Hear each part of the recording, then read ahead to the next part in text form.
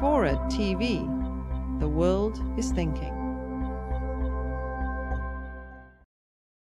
Next segment here, Barack Obama and the Republican Party. Listen to Charles Krauthammer's summary of what's happened. Quote, the president has delivered more for liberalism in a year and a half than any president in 50 years.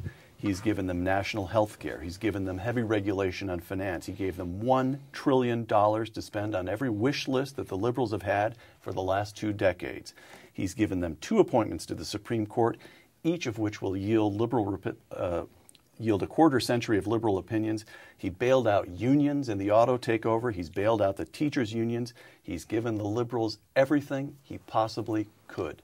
Close quote. Polls show that 20% of Americans call themselves liberals, 40% call themselves conservatives, and 40% call themselves independents. Only 20% liberals, and those are the folks this administration seems to be paying almost exclusive attention to. You're a professional. What are the president and his advisors thinking? Well, look, there's only one possible answer. They're true believers. This is the biggest lurch to the left in American political history. There's never been a time in American political history, you go back to the 1790s, where you have seen the government policy move so far and so fast to the left. And this is a very left administration with a very left Congress.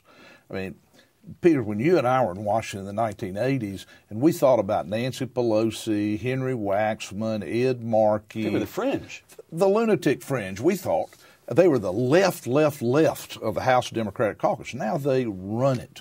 Lock, stock, and barrel. They run it.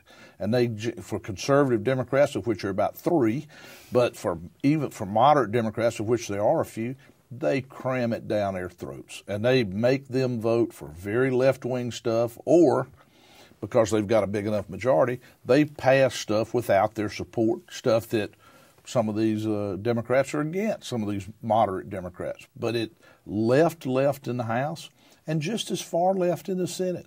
When they can get every Democrat to vote on the health care bill, even to the point where the Republicans, to embarrass them, put up an amendment that said the government cannot subsidize Viagra for sex offenders.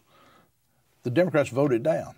Now, I'm sure most of them in practice would have agreed that that shouldn't be done. Crazy. But they just were going to put this bill on the president's desk, and if they could vote the most horrible vote, that's what they had to do. That's what they did. The discipline that the Democrats have had has been pretty remarkable for some stuff that is very, very left-wing.